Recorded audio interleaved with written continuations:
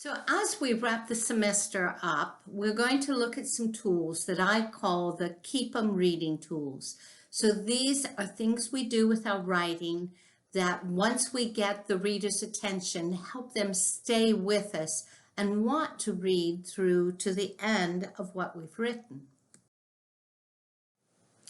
So this magic of getting readers to keep turning the pages, J.K. Rowling is somebody that pops to my mind immediately, who practices these in her novels, her fiction works with Harry Potter. She's a master at this. But this is an even more important tool, actually, for expository writers or nonfiction writers, because oftentimes a reader looks at the kind of information or the kind of material we're dealing with. So it's like, well, the interesting stuff comes first. I get all of the main facts, and then I don't need to follow through. Roy Peter Clark says it's like the cream comes to the top, and then the reader knows there's no point in continuing and reading and finishing to the end. Whereas we have been applying the 2-3-1 rule, and we know the end is indeed where the most important thing we have to say rests. So there are 4 tools we've looked at so far, that what each of these tools, their purpose is to keep the pages turning, keep the reader involved. Tool 31, story engines, those are the key questions. So those are the questions we raise, we trigger in the reader's mind, the what and how questions that they become invested in answering. And we're going to look at an example in a minute, a very effective example of how that key question, that story engine works. And we looked at tool 29 briefly last class, foreshadowing, whereas we create in the reader curiosity and an impending sense of what's coming by, as we conduct research, looking for those events, those details, those scenes, those camera angles, using those effectively in our writing to focus the reader's attention on what is coming. And today we're going to look at 2 additional tools that are the Keep 'em Reading tools. Tool 30 is the cliffhangers, and tool 32 are gold coins. So for today's class, and in terms of the rough draft of your researched essay, I want you to write with these things in mind. So the cliffhanger, what is a cliffhanger? So the cliffhanger is any dramatic element that's placed at a break in the action. So at the end of a chapter, we're familiar with at the end of the chapter, authors putting cliffhangers there to keep us, so we can't stop at the end of that chapter. We have to move on to the next chapter. But this also includes the end of an introductory paragraph. It can be true how we end any paragraph within the body of our essay. And the same principle applies to sections. So when we're moving from section to section in an essay, to end each section with a cliffhanger, a dramatic, remember, it's a dramatic element that we use at the point of a break in action, when we're about to shift gears and change our direction. So at that point, that is a great point to interject a cliffhanger. A gold coin is a little bit different.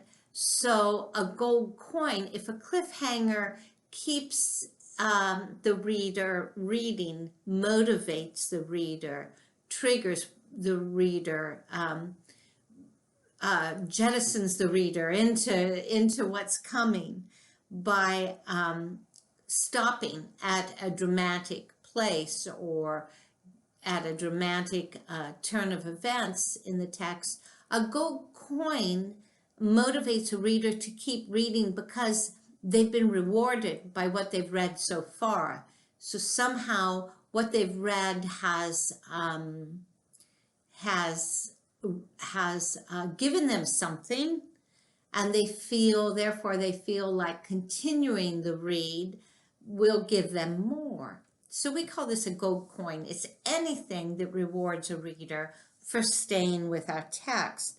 So some things that writers use as gold coins: a poignant or touching scene, a tidbit of just really interesting, fascinating information, or something sensational. So they feel rewarded for their reading. They feel like they either know something, they've learned something of interest, of use, or that has what we might call a gossip value. It's sensational. It puts them in the know. So the reader feels rewarded. They feel like what they've read so far has been worthwhile by planting those gold coins along their path. So I want you to keep this in mind as we look at this rough draft and we move into polishing and revising your researched essay for your final assignment for the semester. And this is a article that appeared in the Tampa Bay Times in 2005 by Jamie Jones. Roy Peter Clark references this article in the chapter on cliffhangers, and he only gives you this first paragraph that you're seeing on the slide, but we're going to actually take a look at the entire essay and see how Jones uses all, not just the cliffhangers and the gold coins, but the key questions and the foreshadowing element to motivate her readers to keep on reading. So this introduction is very, the cliffhanger here is literally poised at the edge of a jump. So we have this lonely young blonde who's left church on a windy afternoon and drove to the top of the Sunshine Skyway Bridge. It's the bridge that crosses Tampa Bay. Notice the detail: wearing black pumps and a shiny black dress. Why are those details important? Well, black's associated with a funeral. It's associated with death. So notice how the writer, Jones, has, in researching the story and finding out what this young blonde was actually wearing, notice how the fact that she's dressed in black, like she's dressed for her funeral, jumped out at her, and how she uses this to foreshadow the events that are about to happen. She climbed onto the ledge, looked at the chilly blue waters 197 feet below. Again, specificity. Notice the level of specificity. Detail, detail, detail. The wind seemed to nudge her. It's time, she thought. She raised her arms skyward and pushed off the edge.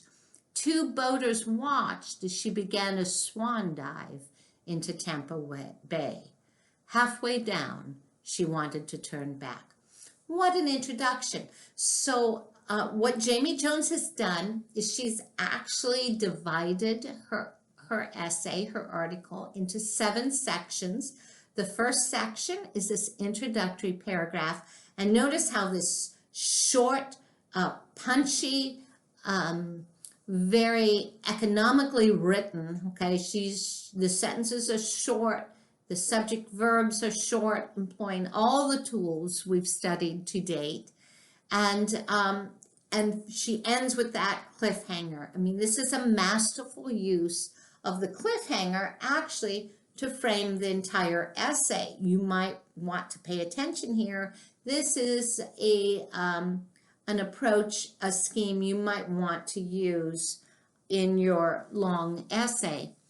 So, end of the first paragraph, she ends with the cliffhanger right at the end of the introduction.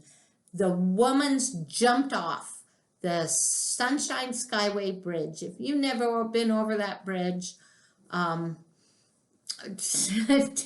you get back to Lakeland, take a drive, go down on Highway 275 and drive over it.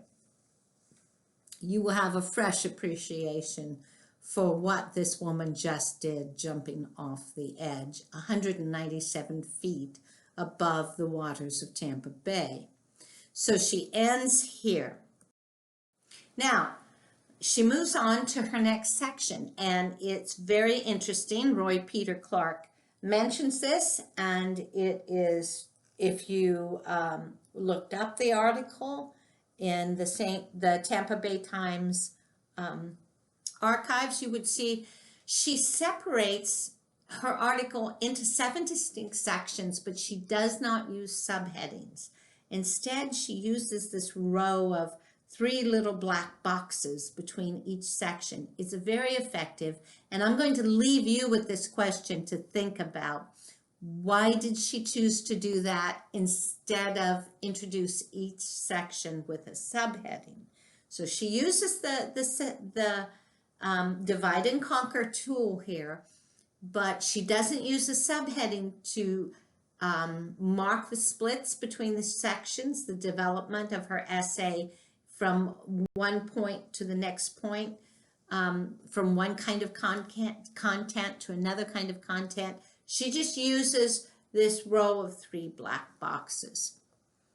So you notice right away she rewards the reader by identifying who the jumper is, a 34-year-old Newport Richey woman. And she rewards the reader by right here at the beginning, is different than most in that she lived to tell her story.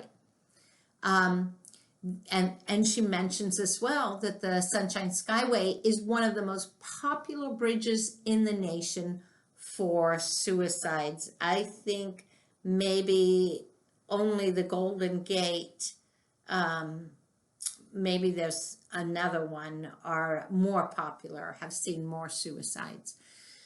So here's the gold coin right at the beginning of section 2. So end section 1 with that cliffhanger, move to section 2 and immediately reward the reader. Ah, you kept with me. Look what you found out. She lived. Okay. And now we have this driving question of okay, how did it happen? What happened? How did she survive? How did she live? And that key question, that how question, moves the reader from section 1 to section 2. In fact, that key question is what happened to the blonde who jumped off the Skyway Bridge and halfway down changed her mind and didn't want to die after all. What happened to her? Masterful use of that one key question to frame the essay, it's the story engine that drives the reader. I mean, you want to find out this woman's story, and you're going to push your way through all the drier facts and information on the bridge, on the number of suicides that have occurred on that bridge, till you get to the end and you find out exactly what happened to that woman and where is she now. So that key question is moving the reader from section 1 to section 2. In addition, there's this kind of cliffhanger ending at the end of section 2. With this quote, she includes some national experts believe nothing short of a fence will work to prevent the suicides, as a deterrent, people jumping off bridges. And the highway patrolman, and his quote, the ones who are serious about it, they park the car, go right over and jump, and there ain't no talking. So this introduces a kind of cliffhanger ending. It's that, oh, so there is this possible deterrent, but nobody will use it. Well, will they have to go to this? Exactly. People have died. Okay, so we're moving to section 3 now. And notice how we've shifted, and we're talking now about, this is straight up research, the history of the Sunshine Skyway Bridge. The original Sunshine Skyway was opened for 3 years before the first jumper arrived. That's a bit of information. That's a gold coin. And in addition, here's this gold coin right in the middle of section 3. Okay, in fact, that first statement, the original Sunshine Skyway was opened for 3 years before the first jumper arrived. That's a cliffhanger. So introducing this section with this cliffhanger. Okay, so the first jumper is arriving. So who is that jumper? And again, we've got this, secondary driving question, a who question here. And then we have this wonderful gold coin right in the middle of section 3. It's so poignant. It's so beautiful. The man, the 13th man, right? Robert E. Morris, a bookkeeper. And he left a book in his car before stepping over the edge of this bridge in 1963. In that book, he had marked 3 poems. And so he's leaving a message. And this is so poignant. Remember, it's a reward, and the reward isn't necessary happy, smiley feelings or good feelings. Sometimes a reader's just rewarded by the sense of this pathos of human life, of there is a strange beauty. Those you lit people know, British lit, that the Victorians and the Romantics talked about the sublime, and the sublime is something so beautiful that it makes us want to cry. And here we have this quote from this poem right in the middle of this story. What a lovely gold coin. And right in the middle of section 3, so reward that reader. You've got to the middle of section 3. There's 4 more sections of this essay left, but by George, you're going to want to keep going and finish to the end of section 3. Here's this poem. I am standing on the threshold of eternity at last, as reckless of the future as I have been of the past. I am void of all ambition. I am dead of every hope. The coil of life is ended. I am letting go the rope. Oh, what a verse to jump off a bridge, to mark the occasion of sacrificing your life, losing your life, jumping off a bridge. And then she goes on and gives us some more information. So notice how she just keeps, how she interjects, she's weaving this pattern of cliffhanger, golden coin, key question. And there's one main question driving the whole essay, which has to do with Dawn Paquin, the lady we meet at the beginning who changes her mind halfway down. So that's the key question, the main story engine driving the whole article. But in every section, we have these secondary key questions that keep going. So by 77, at least 32 people had died from the fall. 6 had survived. That's a bit of a gold coin right there in the middle, including 29-year-old William Russell, who later offered this advice. There are no problems that can't be ironed out by using a little reason.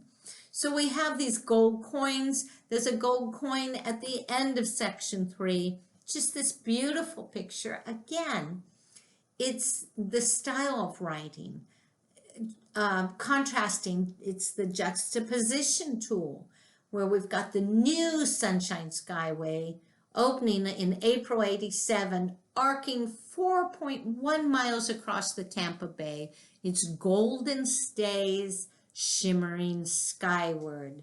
5 months later, the first jumper plummeted to his death. Excellent use of the juxtaposition tool, describing this bridge whose ribbing takes the eye straight to heaven. It's going up, and we associate going up with life and going down with death. And then right after that statement, 5 months later, the first jumper plummeted to his death, hitting the water in roughly 3.5 seconds at about 75 miles per hour. And again, the specificity of detail, coming down that ladder of abstraction to that in 3.5 seconds at about 75 miles per hour. After being at the top of the ladder of abstraction with those golden stays shimmering skyward of the new Sunshine Skyway Bridge. Notice the contrast here going up and down that ladder. Are you guys seeing how all of the tools that we've been talking about this semester are coming together here to create a very effective piece of journalism? And then she ends this section. To date, at least 127 people have died from the fall. And that begs the question, how many more people are going to jump off the Skyway Bridge to their death? I have to tell you here, we were driving across the Sunshine Skyway, and right there at the top, there was a police car pulled over and a car by the side. And my daughter said, it's a jumper. And it was. We found out later on the news, it was a jumper. Very sobering thing.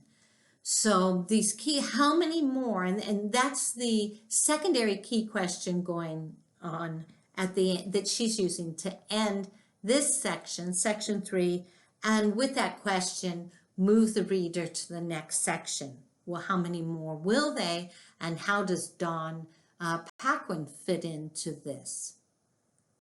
Now we move to the next section, and notice how she opens this with the Florida Highway Patrol troopers who handle the bulk of the suicide calls. This is a gold coin. So again, she's planted a gold coin here to reward her reader for persevering, and now they've moved through 3 sections and they're beginning section 4. They're over halfway through the article, and she wants to keep them reading. And how, you might ask me, well, Dr. Graves, how is that a reward, the Florida Highway Patrol troopers? Well, it's subtle, but it works. If you think about it, and if you pause and reflect on what triggers or motivates you to keep going at this point, she's making the readers feel like they're in the know. Now they know something that the average person doesn't know. They're going behind the scenes and they're finding out something about the Florida Highway Patrol. So this is a gold coin, and it has the effect to keep the reader moving on through section 4. So exactly how are the Highway Patrol involved? What's their angle? What do they see? And that's a key question actually here.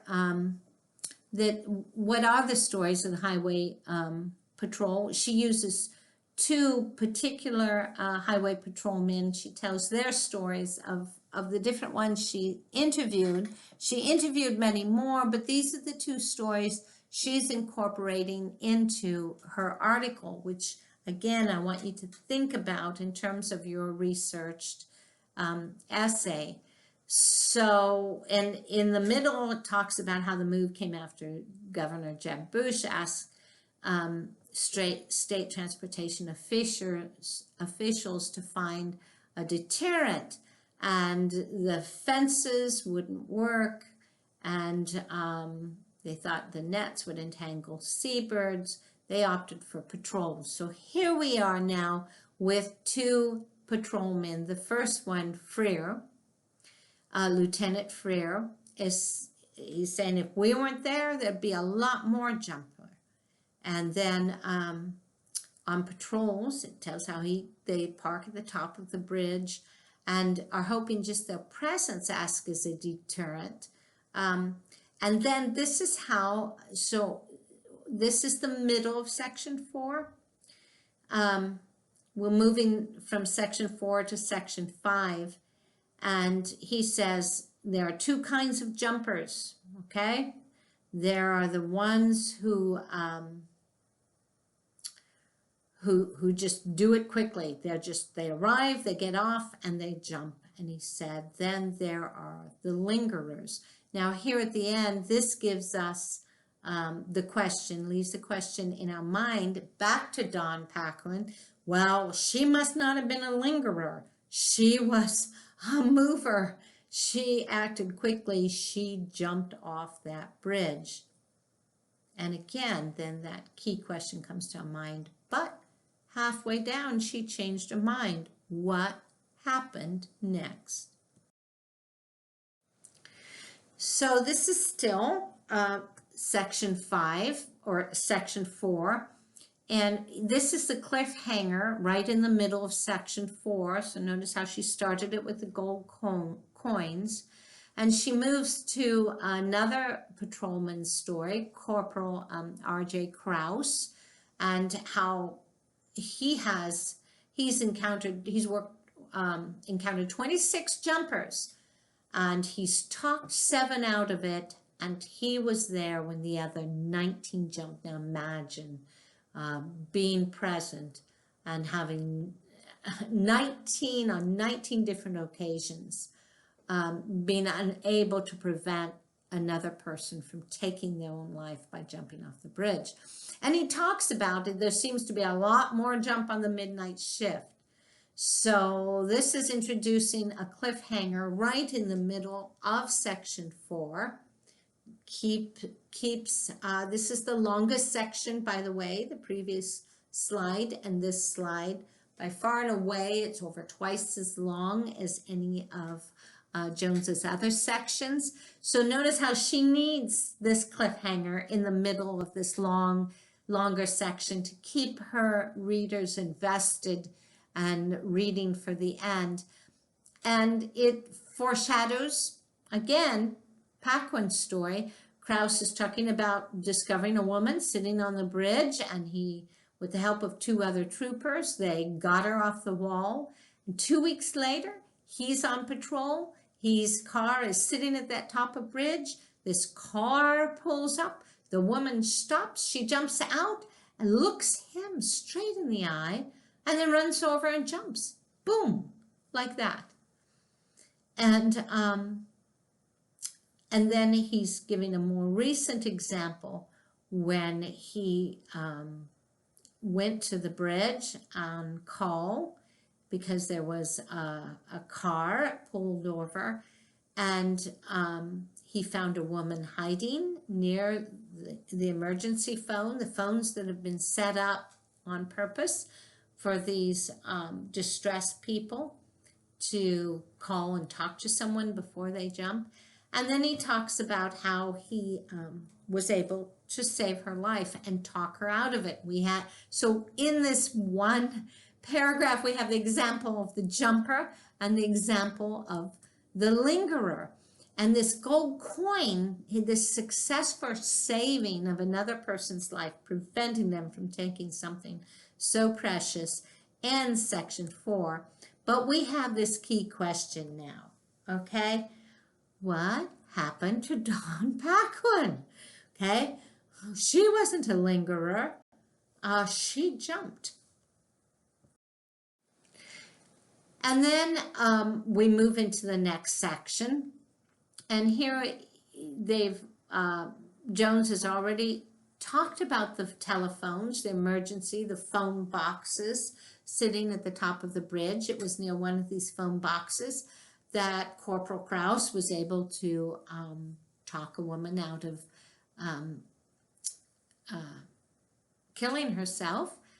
And so then notice how Jones shifts back and gives some information then on what those phone boxes are and what they're doing there.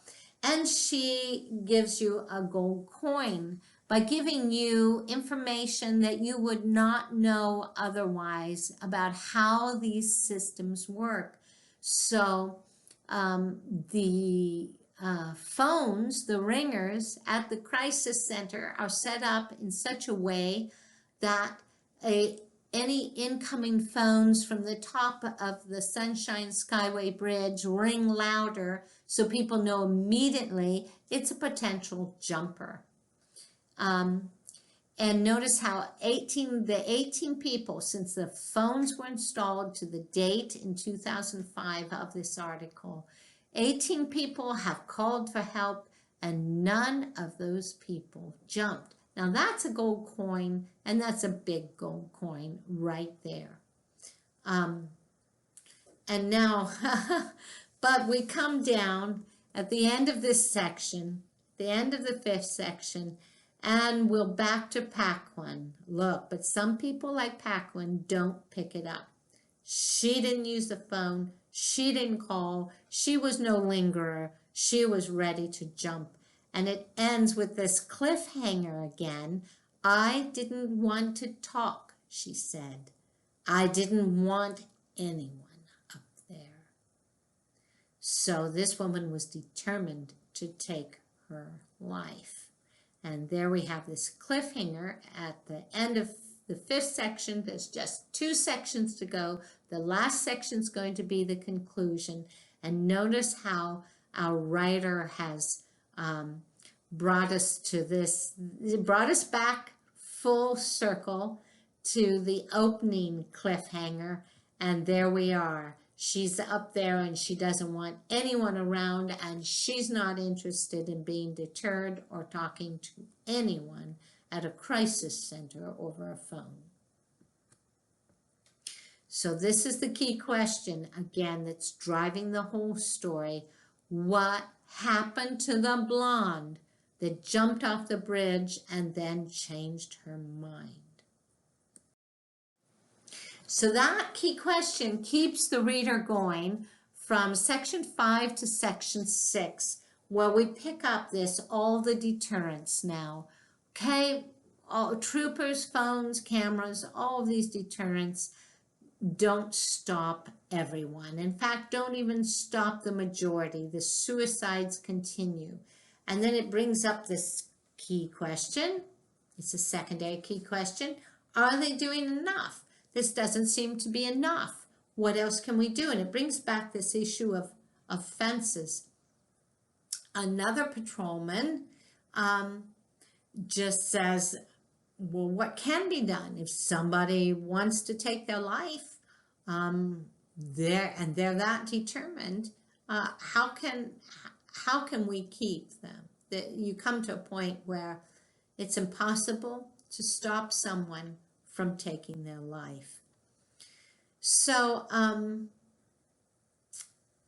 so then they comes in about the idea of a fence again, another deterrent. But notice then how this section ends. Ooh, talk about a cliffhanger. At the end of the 6th section, so she says jumpers might be deterred. Here's an additional deterrent.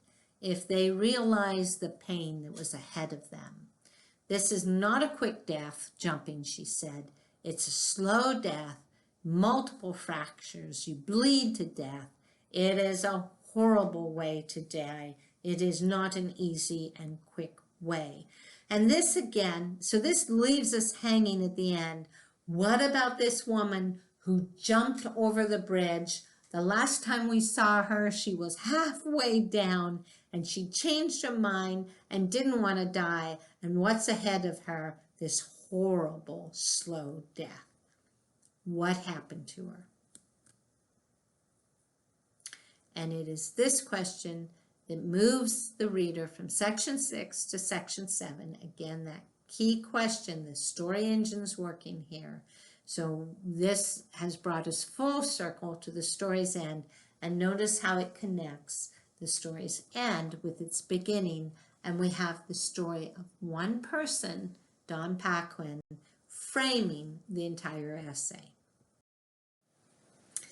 And here we'll back to her story, and this is the last section, and notice the reader is given a gold coin.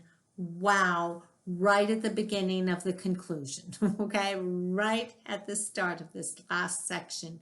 She thought she saw angels as she traveled headfirst toward the water. And she thought these angels were telling her to turn her body around. Wow, that's a reward That's rewarding your reader for staying with the story. So she flapped her arms like a chicken. She turned herself, so she entered the water feet first. And indeed, she describes incredible crippling pain. Her bowels were ruptured. Her back was broken. Multiple fractures. It was horrible. It was slow. It was painful, but she survived. She surfaced screaming for help, and a local business owner who witnessed her jump helped rescue her. And then we get her backstory. And this is a big time gold coin rewarding the reader. Finally, what happened? What on earth would drive this lovely young woman to jump off a bridge? And you get her backstory there. There is a cliffhanger at the end of a paragraph here as they're giving you her backstory, and she's walked out of church. The boyfriend sitting next to her in church had beaten her terribly that morning. So she walks, she gets in her car, she drives to the Skyway. The bridge has always impressed her, and she's just looking over the edge. She doesn't know what to do, and the wind came along. And this is an example of a cliffhanger at the end of a paragraph. And we know what happened then. She jumped. And then it by giving us the information of what happened to her. Our key question is answered, and the story is neatly and in a most satisfactory way for the reader ended. So guys, no portfolio exercises for this week. For today, what you did Monday, please upload, but you're good. If you haven't finished the rough draft of your researched essay, work on that. I would like to try to have all of those submitted by Friday night. The due date is actually tonight, Wednesday, April 8th. But I will, of course, keep accepting those. So work on those and think about whether you've already submitted them or you're still working on them. Think about how you can use these tools to keep your reader turning the pages and keep them reading.